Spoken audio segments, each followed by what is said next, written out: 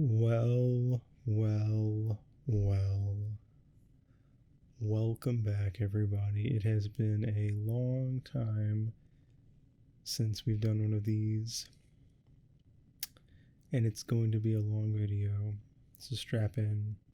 In fact, it's been so long I don't remember if there's anything specific I do. I think I started with recaps normally, so I'll try to recap Act 5. Act 5, we met the trolls, and some of them are cool, some of them suck. And we basically saw their whole romp through the game leading up to the reveal that when the trolls won the game, they created the humans universe. And before they could enter said universe, something happened and they had to flee to the meteor where they've been at the whole time they've been talking to the kids.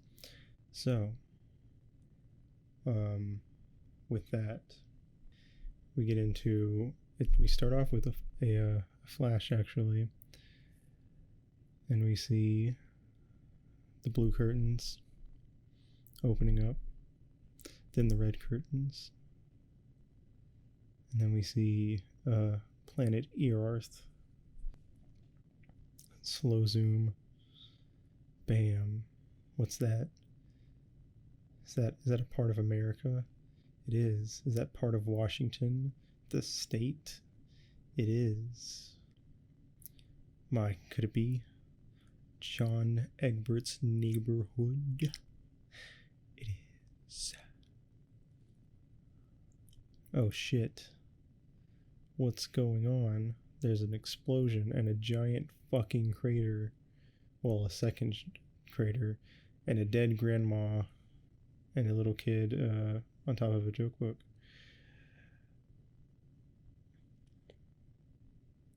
So now we see that Karkat, having fled to the meteor, is now viewing this new universe he created and is making his way through John's timeline, watching all of John's wacky shenanigans.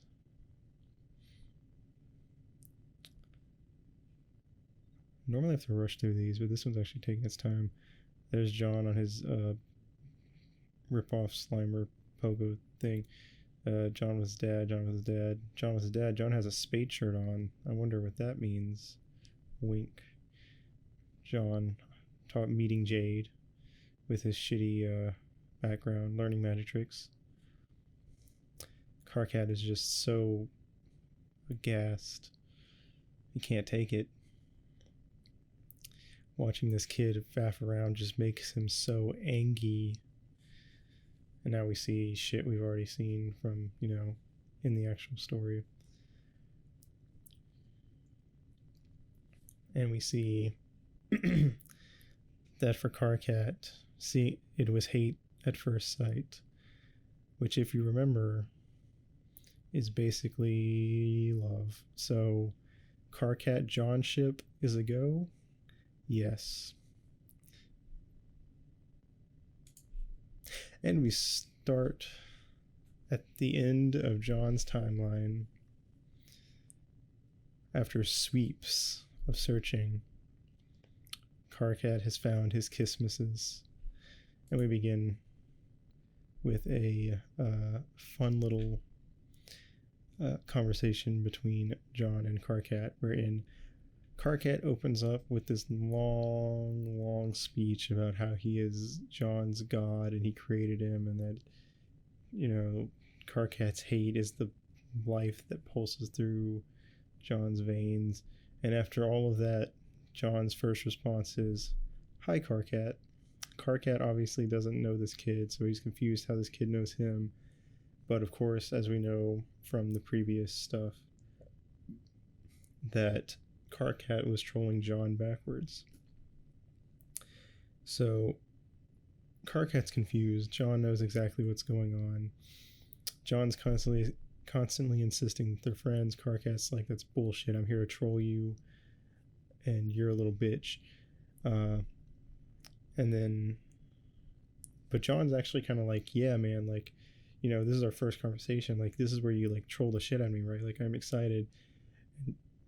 And, Karkat's a little put off by this, but he does it anyway. And then he admits that he hates John so much, and that their hate for each other is so strong it must have been written in the stars. That's a quote, and I will read the quote. I mean that it seems like we are connected in some way, don't you think, John? Sort of cosmically, like our hate for each other is so strong it must have been written in the stars. You know, the ones I fucking made for you. Of course, John doesn't hate Karkat, because I don't think John can really hate anyone yet. And then that's when John realizes, at this point in the timeline, at the end of John's timeline, at least by Trollian standards, which we haven't gotten to yet ourselves, so we're actually getting a peek into John's future. But at this point, John understands troll romance and realizes that Karkat is admitting that he thinks John is his Kisses. Of course, Karkat's a tsundere, so he won't admit it, but he's like, hey, but like, if unless, and then John just responds with, I am not a homosexual, which isn't a thing on Alternia, because the default for trolls is being bi. There is one troll that is confirmed not bi. I won't tell you who it is, but I think you'll figure it out by the end of this. So anyway, Karkat makes a fool of himself, and then suddenly at the end of the conversation he realizes that he's going to have to troll John backwards, even though he thought that was stupid originally, because he made a fool of himself, so he can't go forward, he has to go backwards in time to an earlier John and try to fuck with him, and then we know how that goes because he keeps going further and further back.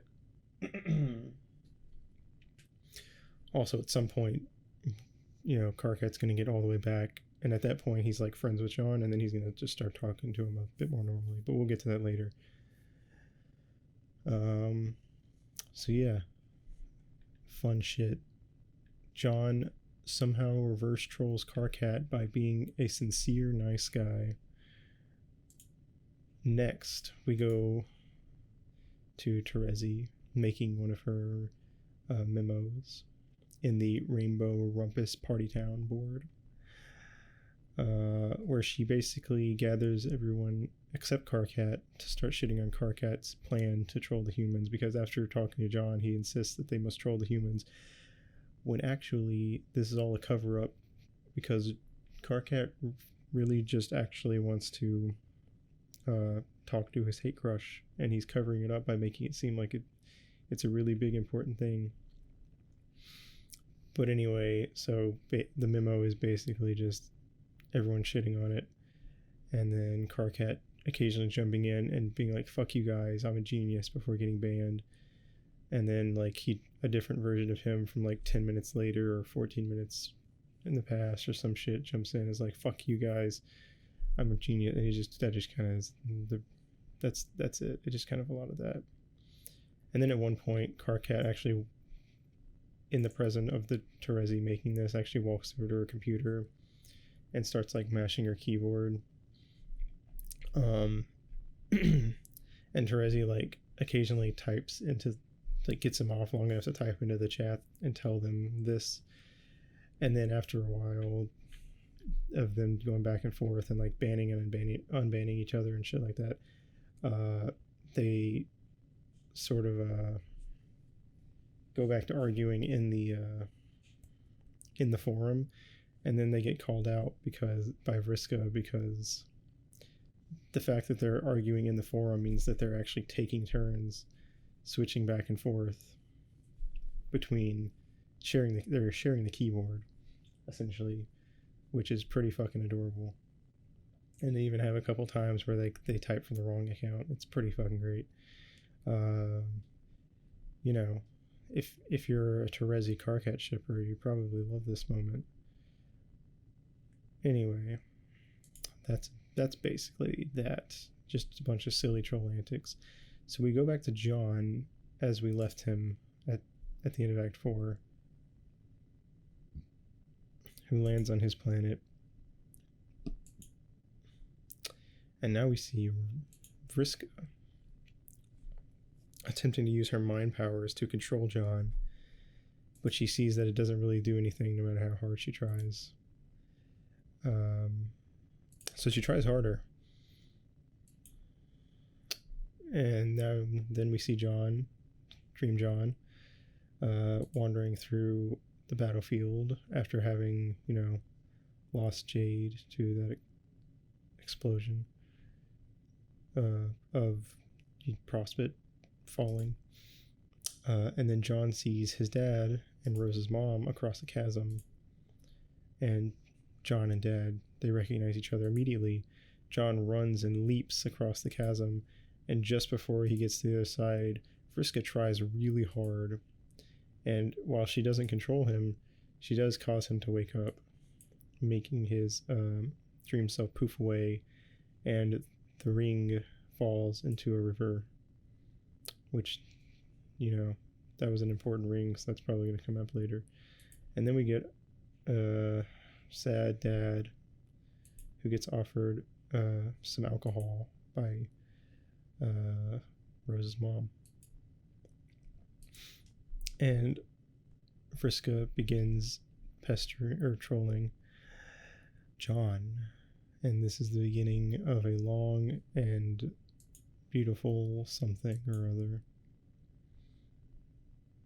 Also, fun fact, I guess, is there's a big thing in the community is June Egbert, which is trans John, if he was trans and then became a girl. And I'm pretty sure that the name June actually came from this because Vriska, she's a spider and she likes the letter 8, so she types out his name really long, and she does a shit ton of 8s, a shit ton of O's, like John, whatever, you get it. And then John responds with, "Hey, I'm pronouncing that like a really long June." And I'm pretty sure that's where the name for that came from. So if you know of June Egbert, there you go. I assume that's why the name June, on top of it just sounding like John. So there you go. That's that, I guess. I felt like it needed to be mentioned since we're here. I can leave no stone unturned. Anyway, John is a nerd and a dork and a dweeb as usual, and Vriska gives him shit for it, but also Vriska's like, "Hey, but you're their leader, and I've looked at your timeline, and you're actually going to do some really crazy cool shit, and you're clearly the coolest of your group based on the shit you accomplish." And then they kind of talk for a sec. And we kind of get a hint or John gets a hint, we already know, of Vriska and Terezi's sort of rivalry and their whole shtick. And she doesn't give him her real name. Instead, she just goes by her roleplay name, Marquise Spinneret Mindfang. Yeah, and then John calls her Marquise, and then she gives him shit because Marquise is a title. Spinneret would be the first name. Anyway, so yeah, then she tells John to wait around for a few minutes and then something will happen, and then he gets the server copy of the Spur beta so he can help Jade not die. Then we go to Jade, who gets saved by Beck, who makes her bed appear. And then, of course, she falls asleep, as she does. And then we go to Wayward Vagabond. And he's standing on the battlefield. Everyone around him is dead. His rags begin to become soaked with blood. And but then he gets distracted by a shiny thing in the water. What could be the shiny thing in the water, you ask? Don't worry about it, because we're going back to John and Vriska. John starts complaining that Jade's not answering. Vriska says she's asleep.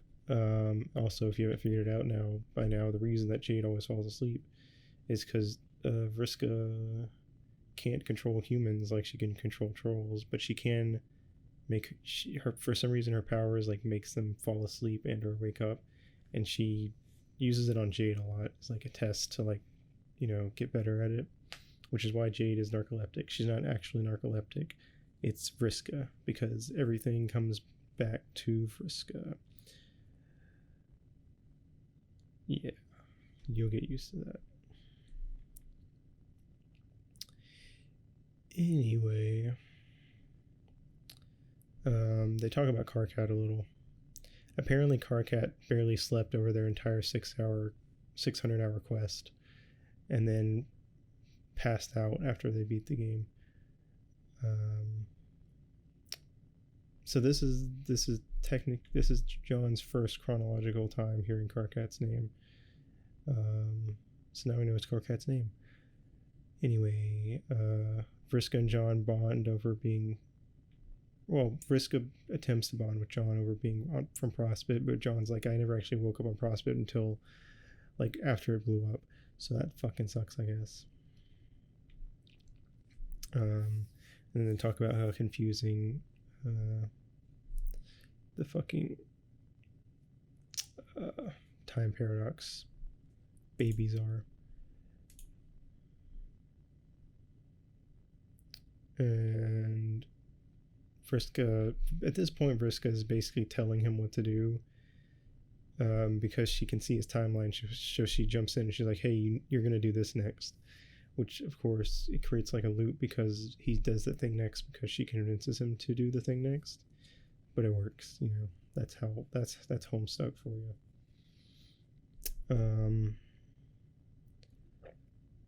But yeah, she basically tells him to head back. Oh, excuse me. She basically tells him to head back home, which he does. Vriska tells John that they created the universe. Vriska does a lot of like summarizing shit to John that we learned in Act 5 because Vriska's very matter of fact about stuff. Which is kind of a neat little way to summarize Act 5 while also getting John caught up in a very succinct, straightforward manner. Anyway, John returns home and he demands the imps leave. That is it. Everybody out. He is dead serious. And they leave. At this point, the imps are just like a joke. Like, they don't really even fight imps anymore. They're just for gags and being silly. John is sad about his posters. Vriska complains that she looked at his timeline and he's just going to stand around.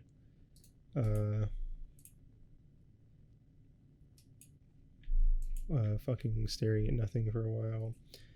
John starts going off about his movie posters and then sends her a link to the movie Con Air, or I think it's just a scene from the movie, and Vriska's like, I'm not gonna watch that, and John convinces her to bookmark it, even though she acts like she's never gonna do it. Yada yada.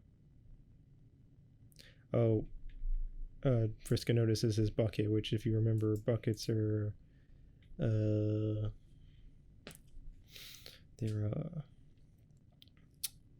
what's the word? They come in the buckets on Alternia. So it's a little hey, put that bucket away. That's a little indecent.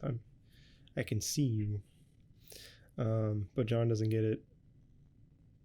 And then when Vriska realizes he doesn't get it, she like covers up and is like, cleaning supplies are very indecent on my planet. Yeah, and that's about it for that. So John throws his fucking bucket out the window and it disappears into the void below. More imps, a lot more imps. Some of them have brooms, so John just kicks the shit out of them, literally kicking this one imp off of his house. Also, John's house is really tall now because Rose has been busy. And we get a conversation between John and Rose, and at this point, the conversations between people is the majority of Homestuck.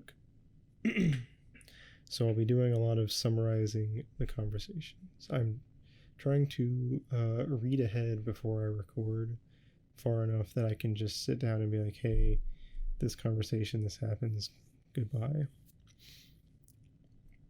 So yeah, we get a little more Rose fun, but she's being extra cagey and whatnot. And as we will soon learn, Rose is on the path to being grimdark. If you don't know what grimdark is, well, I'll go into it more later when Rose becomes grimdark. But basically, she hints that she said, "Fuck my quest I'm supposed to do on my planet. I'm going to take shortcuts and do it myself." And then we go to Rose's place and we see a very nervous turtle, and we see grimdark Rose, and we see that Casey, who is now Viceroy,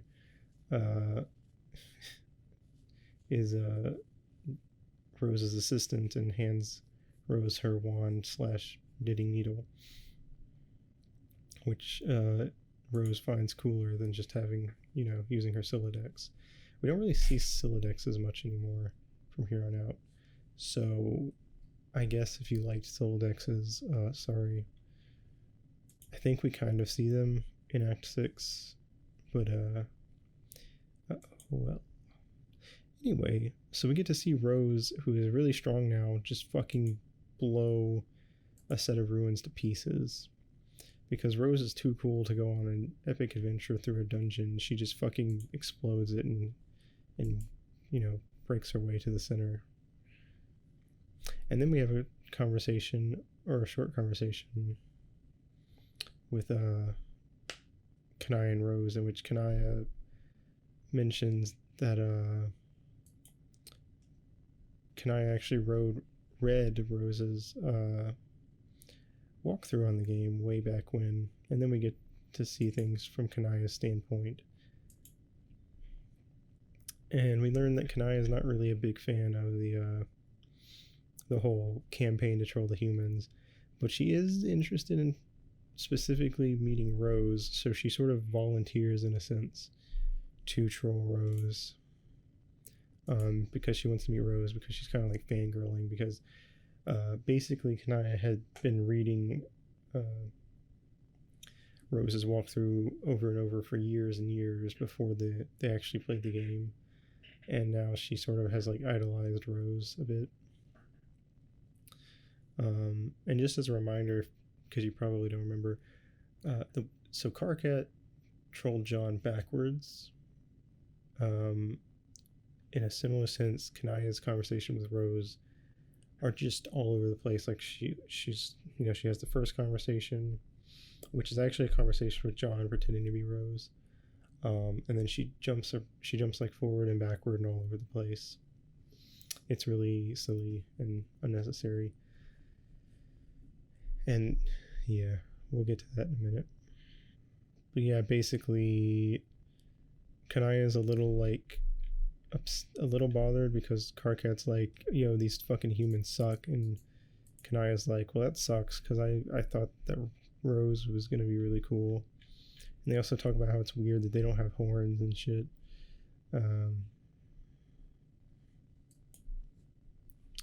Yeah, and then Kanaya has the first conversation that's actually John, and which she can't see that it's Rose because she doesn't know how to open the viewport. And of course, right after John leaves and Rose wakes up, Kanaya gets the viewport working. Yeah, she kind of gives Rose shit for not having horns. Of course, if you remember, when Rose goes to leave her house right after that, John put a bucket on the door and the bucket falls on Rose. And Kanaya's just what even would the word for that be? If I don't know, it's like the equivalent of like if you walked into someone's house and the first thing that happened is they walked out into the kitchen, open a cabinet, and a bunch of dildos fell out and hit them in the head. I don't know. That feeling. Anyway, so she goes to a different point, and actually, next she goes to John, and she basically is like, "Hey, humans suck," and then Kanaya ends up mentioning that she talked to Rose, and Rose is an idiot, and John's like, "Actually, if you talk to Rose and you think she's an idiot, that's because she was fucking with you," which we know it was actually John fucking with her, but John being like, "Oh, Rose is actually super fucking smart and she was probably fucking with you," gets Kanaya gets very intrigued by this, and then she ends up going back to troll Rose later. And the conversation ends with John blocking Kanaya, even though he basically says, like, "You're kind of cool, actually.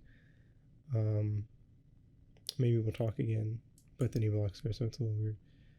And then we see right after that from John that John on the timeline then gets a message from Vriska. But we don't get to see that. We keep following Kanaya, who then sees Rose making a snow jasper and looking fly as fuck. And Kanaya's like, "You know what? That's a good outfit. I'll give you that." Next conversation, the second conversation. This one is actually with Rose, and now their friendship plus some begins. And then we have the third conversation in which Rose blows off Kanaya because Rose is too busy fucking shit up. And we have fourth, fifth, and sixth conversations. And Rose is basically winning the contest. Oops, I knocked the mic. The contest, if you will,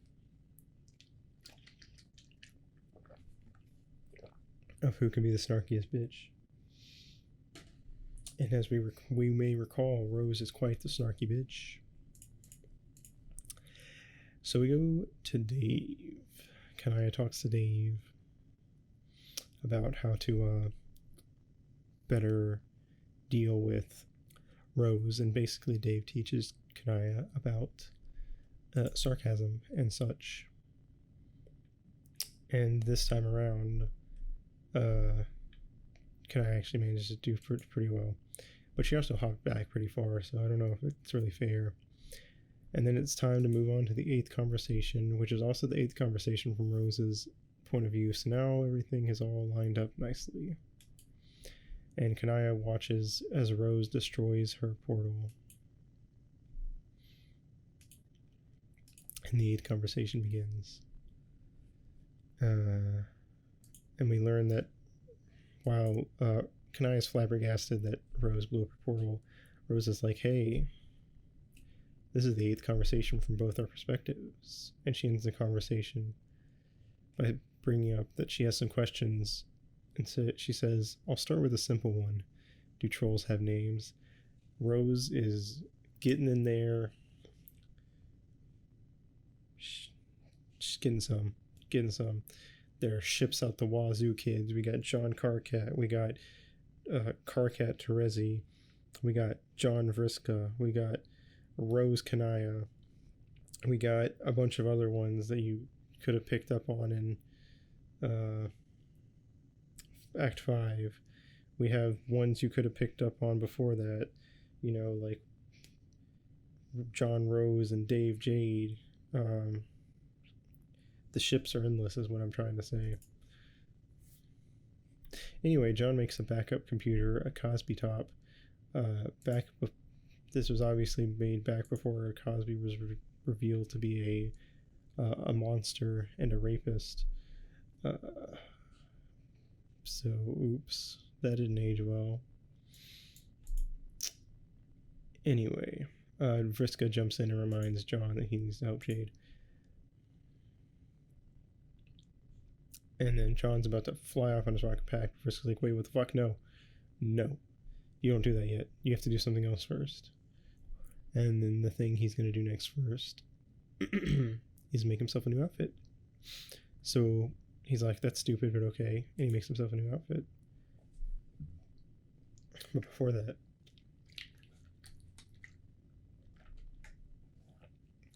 Kanaya's 16th conversation with Rose, which was the one where she mentions that she read Rose's walkthrough. But then we get to continue it further. And then they kind of mention that Rose mentions she regrets the walkthrough basically because she feels like it was so short-sighted, and at the time Rose really had no understanding of how the game worked, which Rose still doesn't. No one does, but whatever. Anyway, we get to see Rose peeling apart the ruins she blew up earlier to like get to the good stuff. And there's a nice little hint here. I'm not going to say what it is, but I'm going to leave this picture on screen for a second and you can figure it out. It's some foreshadowing, if you will. So, basically Kanaya's like, do you really need to do this? And Rose is like, absolutely. I need to do this shit as quickly as possible. I'm not fucking around here. I'm not going to play these shitty games.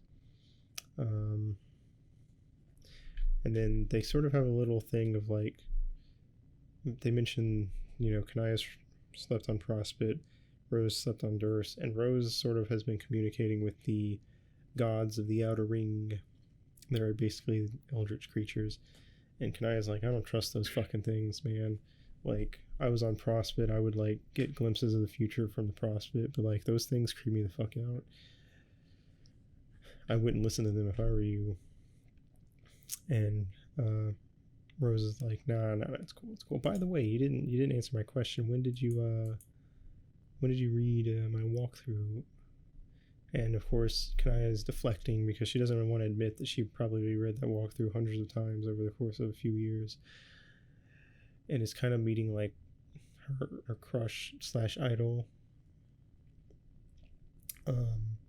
Kanaya tries really hard not to fangirl, but it occasionally comes out every now and then.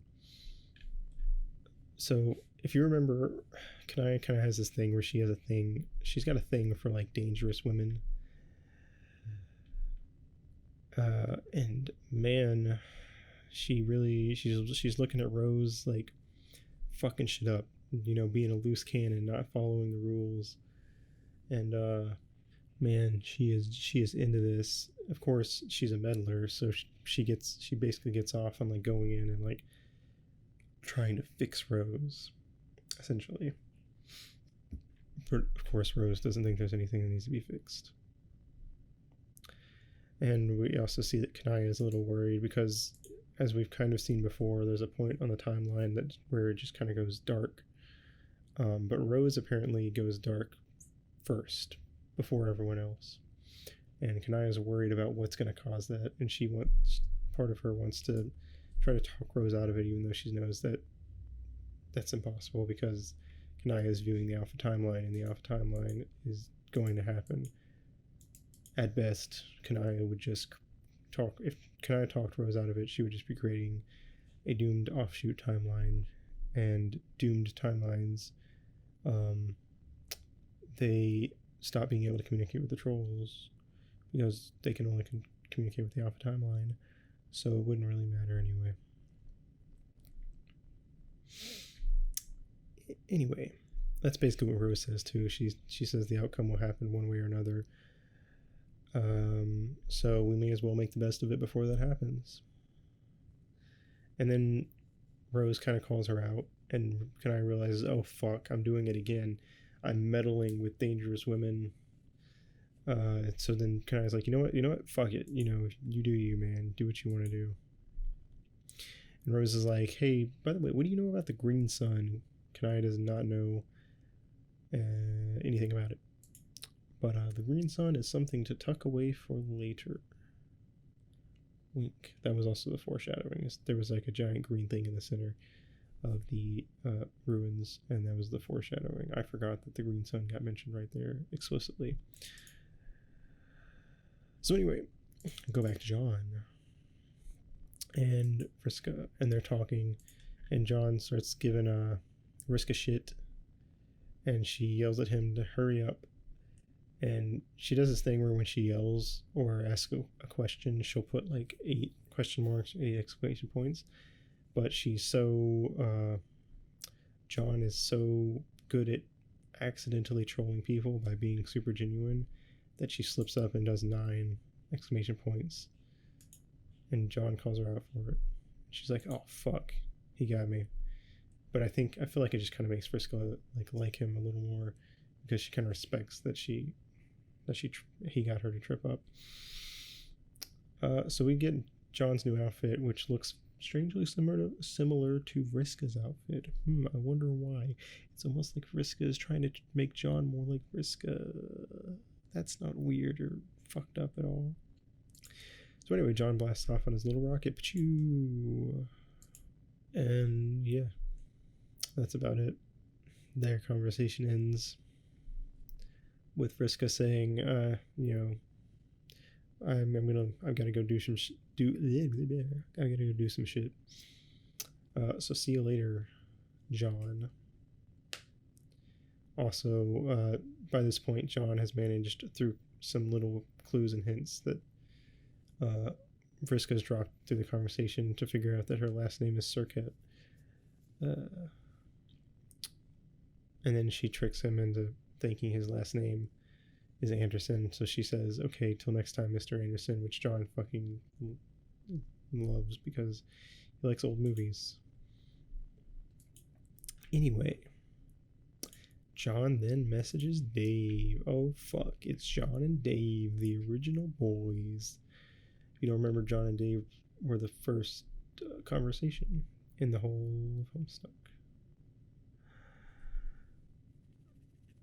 Anyway, we learn that Dave's been up to a lot of fucking time travel bullshit, and he's very jaded about it at this point. And apparently he's been, because of time travel, he's actually been like going for about 3 days straight, even though they only have 24 hours before the reckoning. But time travel. So he's been hopping around through the 24 hours.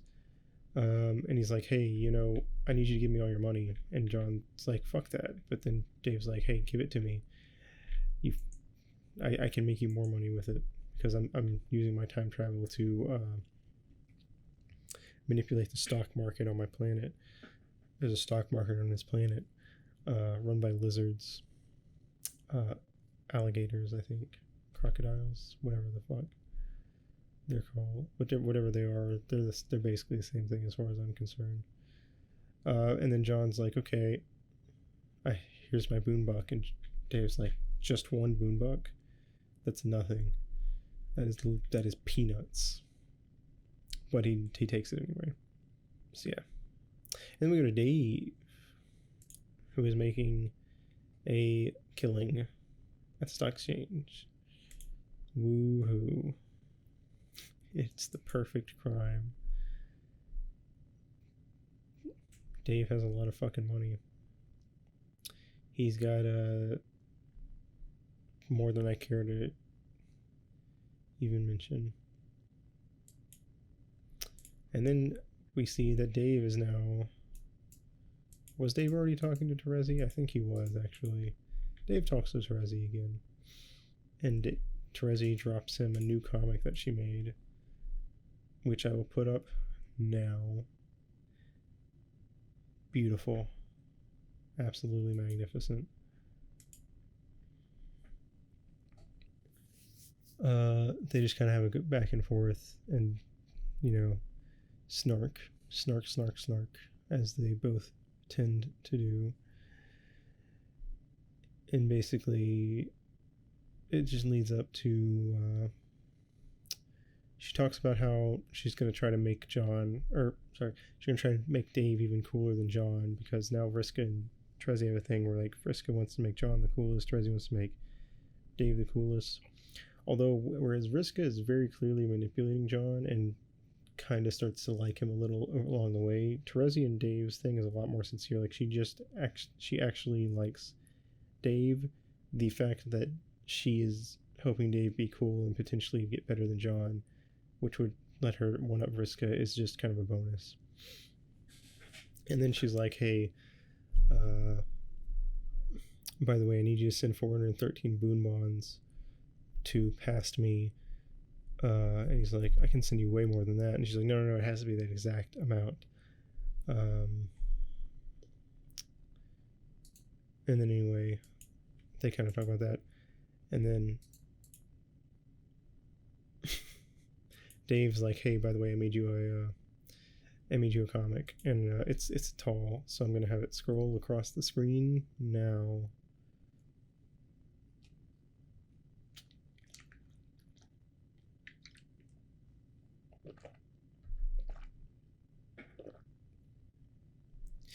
All right, if that was too fast, fuck you. Go back and pause and shit. And Trezzy's like, holy fuck, this is borderline pornographic, because Trezzy really likes the color red. But she's just giving him shit. She fucking loves it. Then we go to Trezzy back in the past, right after they got to the Vale, and she sniffs skyward, and we see and she also sniffs Prospect right as it blows up, which assaults her senses.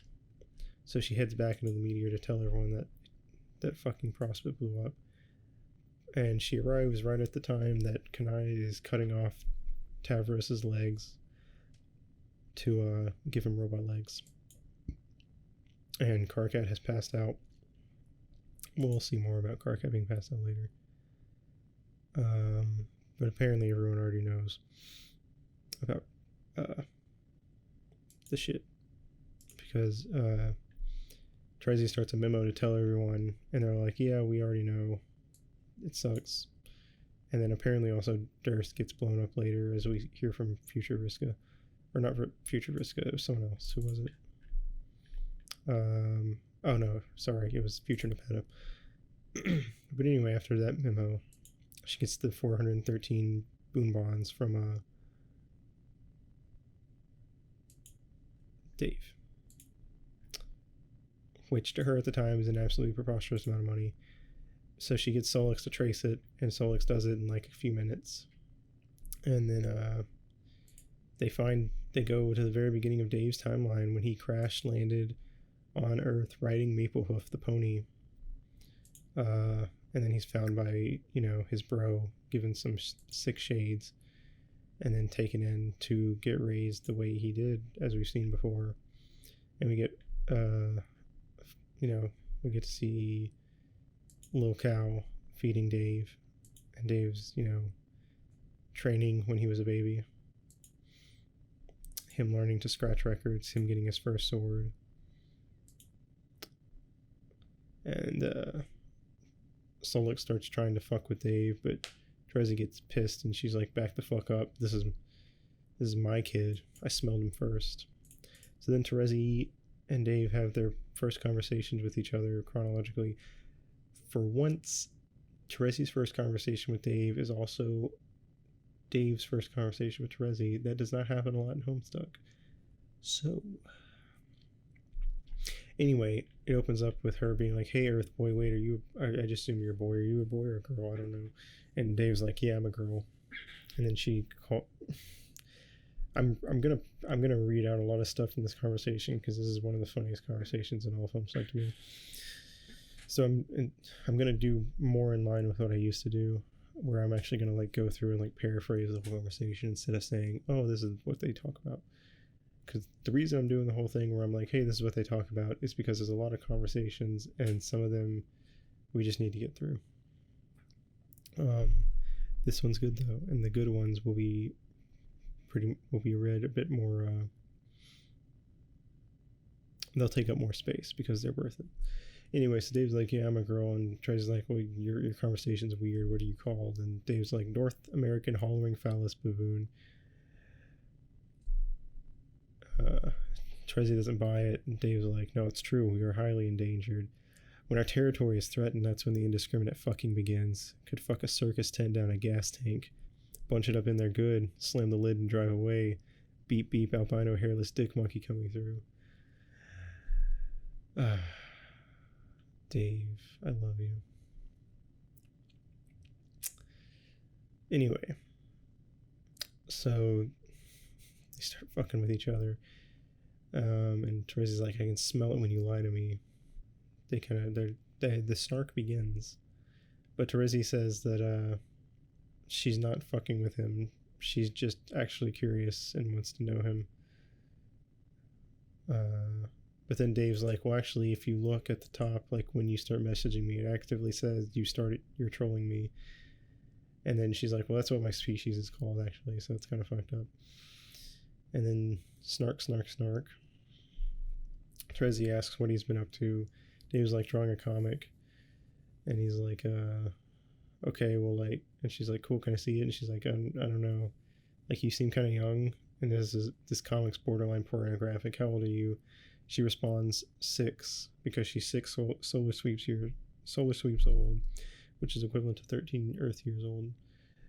And he's like, you're fucking with me. She's like, no, it's true. And he's like, whatever, that's bullshit. Fuck it. Just don't tell your parents. She's like, what are parents? And Dave says, that's just about the saddest thing I ever heard get said. And then he sends her the comic. And it's on screen here.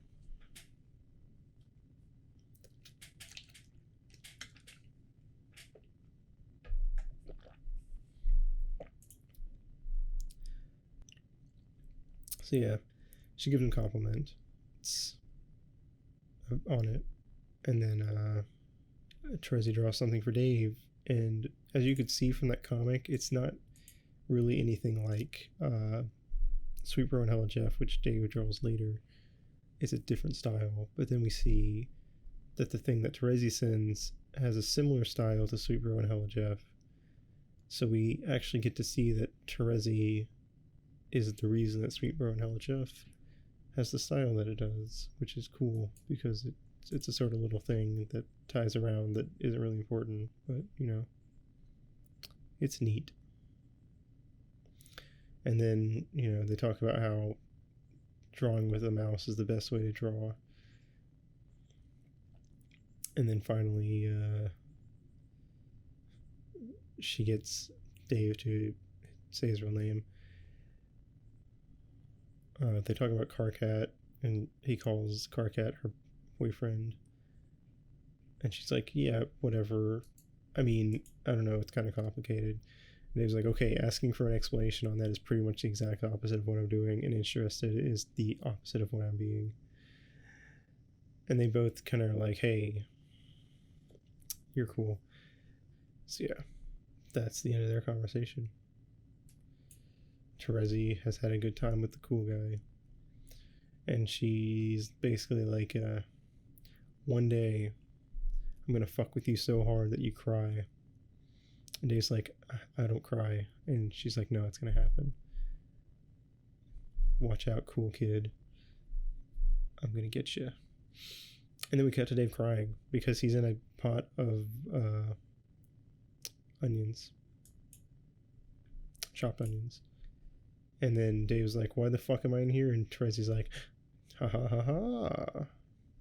I got you to cry, you little bitch. So yeah, that's 1 point for Terezi.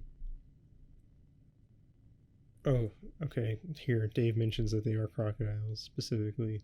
So there we go. But anyway, Dave says it doesn't count because it's the onions. He's not actually crying. And Terezi mentions that it looks like he's sitting in a pail, and Dave's like, yeah, I don't get that. What does that mean? And Terezi's like, well, I'm not going to explain because it'd be embarrassing. She sends Dave off to go do more cool shit. He switches outfits. He switches out of his red outfit into a black outfit to fuck with her because, you know, she's basically got a fetish for red. Which isn't the weirdest thing, I guess. I feel like there are weirder fetishes, honestly. And he's like, hey, now it's fucking black licorice. And she's like, I love licorice. And she's like, fuck. Okay, then in that case, it smells like a coal miner's asshole. And she's like, no, it's too late. I already smell the licorice. Anyway, Dave's like, all right, well, let's get the fuck on with this. But he doesn't get the fuck on with this immediately because Terezi sends him another thing she made on screen now. Woo-ha. Apparently, Terezi doesn't like Rose very much. I feel like that doesn't really come up a lot later, actually. I guess you could argue that it kind of pays off way later. But that's Homestuck too, so we're not going to worry about that. Anyway. Oh yeah. Dave kind of gets to a point where he's like, I feel like you're fucking with me right now, because she's basically set up a plan for him to go jumping around doing some shit, and Dave's like, all right, I feel like you're fucking with me. And Teresa's like, okay, if I'm not fucking with you, have you from the future come back and give yourself a thumbs up. And then Dave looks over and there's a version of him giving a thumbs up, and he's like, fuck, okay, fine, what's the plan? And then she makes this thing, which is one of my favorite things that she makes. I don't know why, but it gives me a lot of joy. You can hear just the utter joy in my voice right now.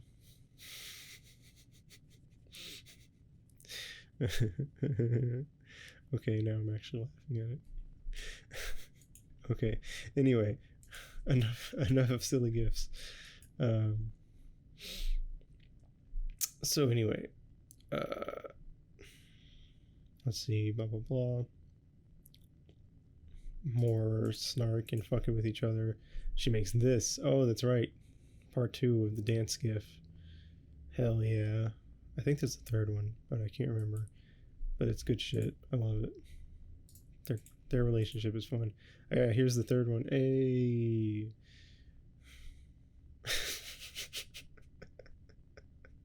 This is fun. Homestuck is fun. All right. Anyway, it's time for time travel shenanigan bullshits. So, also Dave manages to figure out that buckets have to do with sex because of the way she dances around it and stuff. Oh, part 4, yeah.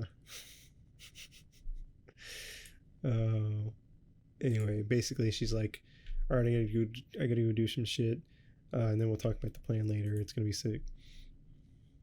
And then, looks like Dave's getting trolled by Carcat. But that's for later, because now it's time for more John and Vriska, who mentions that he's looking for his Nana. Vriska's like, what the fuck? You can't message me. I'm the one that messages you. And then they talk about the clip that John sent Vriska a while back. And then she's like, I'm not gonna watch that. He's like, you should though. And then suddenly,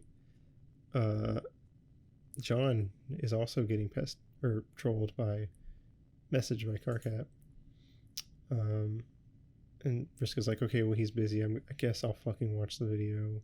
I guess. So she watches the video. She sees Nicolas Cage's strange face. Look at that man.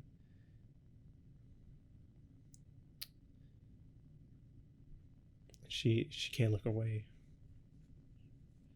She's taken in by the cage. Also, look at this fucking old school YouTube. This is what YouTube looked like when this page of Homestuck came out. Look at that hand. She's reaching forward. She wants the cage. We all want the cage.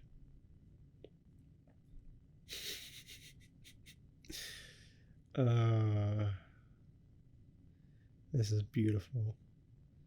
Absolutely beautiful. Oh my god, she's kissing the screen. It's love at first sight. But wasn't it love at first sight for all of us when we first saw the cage man? So yeah, I guess you could argue that Vriska's first real human crush was Nicolas Cage. Neat. Anyway, so we go back to John, and Karkat's like, hey, fuck who, you fuck, you stupid piece of shit. Get the fuck in here. And he gives him a link to a memo. And then we see that Karkat's like, Dave, you stupid piece of fucking shit, get the fuck in here. And Dave gets a link to the same memo, wherein Karkat just goes off on Dave and John